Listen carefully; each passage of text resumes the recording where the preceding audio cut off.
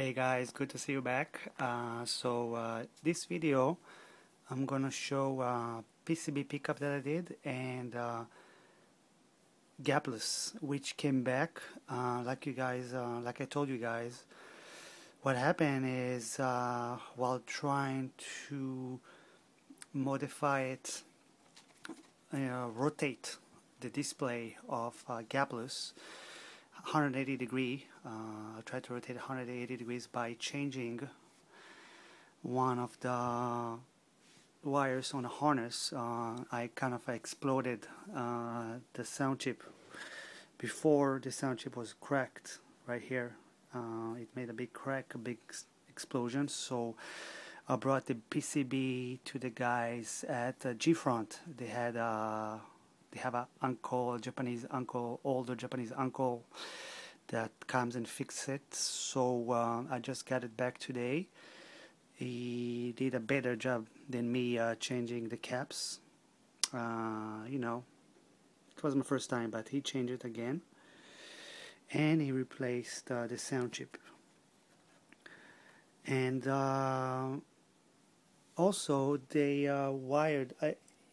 There was a loose ground wire. They rewired here to activate the table 2-player mode. I'm going to explain about it later. What you guys can see also is my custom made. I designed and fabricated this encasing for the PCB. I plan to do it with all my PCBs. I feel a lot more comfortable and I enjoy it, So what I did is I did a quick measurement and drafting on a CAD software, and there's 3D print and laser cutting store not far from where I live. And I made them before. I was planning to work with them professionally, but the prices here in Japan of machine time is pretty expensive. So I came back, and this time I told the owner, the lady, this is my shumi, which in Japanese means it's my hobby. So she gave me a hobby price. She was very nice. And I cut it from fiber. I think it's plexiglass, 3-inch. 3 millimeters, excuse me, but in the future I'm planning to move to 4 millimeters to make it a little bit more robust, but this one is pretty good. It came out pretty nice. So yeah, I made specific holes for the heatsink, for the sound chip, the JAMA harness location, and Namco power supply. I got a few holes here just for the sake of ventilation. I don't know how hot it becomes, but I put some ventilation holes. This is a view from above. Like you can see, it's really robust now. There's absolutely no problem with this. I feel really comfortable moving it. No sharp angles. Everything is rounded fillet angles. I added a couple of tabs. There's 4 holes for the PCB, but I added a couple of tabs just because I have some openings here. I wanted to make it to not allow any deflection in any area, so I added 4 tabs, 1 here, 1 on the other side, and 2 near the JAMA board connection. So yeah, I'm very happy with it. It's very robust. Unfortunately, I'm going to have to take it apart. I want to bring it back to the store for further repair. There's a couple of problems. One problem, it's a slight problem. There's some loose connection here. The PCB must lay flat in order to work. Otherwise, it's not going to light up. I think there's maybe a loose connection somewhere. Very slight problem. The other problem I got with this is every time it's game over, there's no game over sign. The game reboots itself, restart. I don't know what's the cause of it. I think it's one of the resistors, transistors, whatever. So yeah, every time it's game over, the game restarts, reboots. I don't know why. Also, there was a loose ground wire when I bought the PCB, it was loose. It was not connected to any of the pins. What the guys did, they connected to one of the pins, and I guess that remedy my issue with the rotation. I'm going to explain it. You know, the PCB image was rotated the wrong way. It was still tate, but it was rotated the wrong way. What happens when you, I guess, when you attach, and I disconnected it and attached again to confirm, what happens is when you attach that loose ground to that pin down there, it activates the cocktail table mode, which means that when you play two-player mode, when it's the turn of the second player, the screen rotates itself 180 degrees, and that's what I want. So the only way for me to play it on my Ikegami on the right rotation is to start a two-player game and then let the first player die and then play as a second player, and it will be rotated the right way. And that's there's no other choice for that. And when you disconnect this ground cable, it goes back to normal single rotation mode. So it's interesting. So yeah, so that's what happens with the Namco. I guess older PCBs that are meant to adapt also to cocktail table. You can adjust the rotation for two players. So yeah, so this is you know, the latest product that I was working on. Very robust, but I'm gonna keep working on it to fix it completely. So and then a PCB pickup, like you guys can see, this is my next. I got a couple more PCBs that I'm not gonna show yet, but this is the PCB that I got today. I'm gonna show you guys soon some gameplay. This is Vasara 2 by Vasco. Fantastic game. It's a double-decker. Now what happens if you play this game and you put the PCB on the side? The connection here is kind of loose where these two PCB motherboards are connected, so you get like some kind of like lines on the screen. The image is kind of messed up, so you know, I have to keep it nice and flat to keep the connection, because otherwise these two plastic pieces will come apart a little bit and it will interfere with the image. And this one I'm gonna also have to encase it. It's funny, the base has 4 capacitors as base, so yeah, I will definitely have to build a case for this one also. It's so fragile. So yeah, thank you guys for watching. I'm going to show you a quick gameplay, like 8-minute gameplay of Vasara 2. And yeah, I'll keep you updated about my my PCB and arcade endeavors. Yeah, you guys can go fuck yourself. You don't have to. But yeah, talk to you guys soon.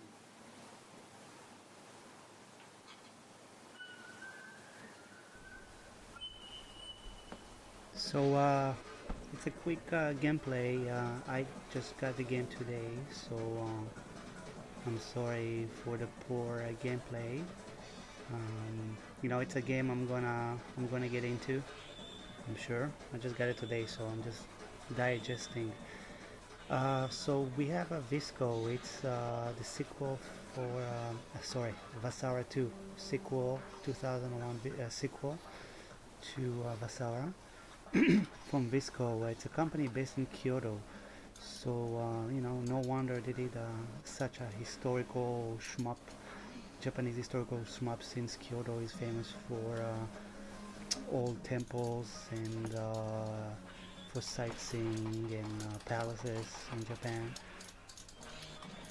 So yeah, so this is sort of a steampunk kind of game, historical steampunk kind of game. You can choose one of 4 characters. This game is pretty unique in a way. Each one of the unique features has been done before, but you know, the mixture in this game is pretty unique. You know, when you're thinking about all the stuff that they brought together. So you have your basic shots, and then you can charge it to make a sword type of move, and this sword move will repel the bullets. Now I don't know if the bullets that you repel will actually damage your opponent, but it will definitely cancel. You can so this is pretty interesting, and every time you hit somebody it kind of like pushes you back, so you know there's kind of like a feedback out of each hit, so you really feel, you know, in the action. Also you can bump into any of your enemies. By the way, you cannot cancel lasers, you can only cancel bullets. Anyway, you can bump into your enemies, and also it kind of like it bumps you back, so you know there's feedback from everything in this game, so you know you really feel you know, physically inside, you know, the game. And like you can see, I arrived to the boss of the first level. You see the little blue bonus crystals, you can say. They charge on the upper left corner your Vasara super hits, so you know it pretty much in this game you can recharge your smart bomb, which is really cool. I think, you know, I really like the fact that you can recharge your smart bomb. It really encourages you to you know, collect the bonuses. It's, you know, I really like when in shmups you have a kind of like a mini game, you know, so it's really cool, you know, that it really encourages you to not only for sake of points, but you know, for the sake of smart bombs, and then you know you're really not afraid to use them because you know you can recharge it. And like you can see, this is the mini bosses of that level, and the difficulty of this game is not difficult. The difficulty of this game is that there's just a lot of things happening in the same time, and I really like that. The bullets are not fast, they're pretty slow, so it kind of like keeps the difficulty in check, but there's a lot of enemies. This is a mini boss. You can see it's pretty dangerous with his spears. So, you know, some bosses, you know, you're supposed to shoot, and some bosses you're supposed to use your sword or your weapon. The characters of this game are extremely different in their special weapons, and I mean with special weapons I mean the close combat weapon. It can be a sword, it can be spears. Each one plays really different. I think I chose now the difficult course, which is 12 levels instead of 6. What I suspect is, I only played the first 2 levels. I suspect that when you play the difficult course, it's pretty much you replay each level, but I think the bosses changes. I'm not sure. I'm gonna have to check that. But it looks like I'm replaying the first level again, but with different bosses. It is slightly different, which I don't mind. It's pretty cool. So. Yeah, like you can see, there's many things happening. The bullets are pretty slow. There's many of them. It's a manic shooter. The bullets are pretty slow, and you have to kind of get used to the feedback system. I mean, that you get pushed back in a way by bumping into other enemies or hitting them with your close quarter type of weapon. But it adds a new layer of gameplay, and it's really addicting to use. It's kind of like Mars Matrix or this type of game that has this bullet cancellation mechanism that you have to charge. So it really adds an addicting element to this game. So yeah, I'm gonna die soon, and I'm going to pick up another characters just to show you really quick, how it feels. This difference.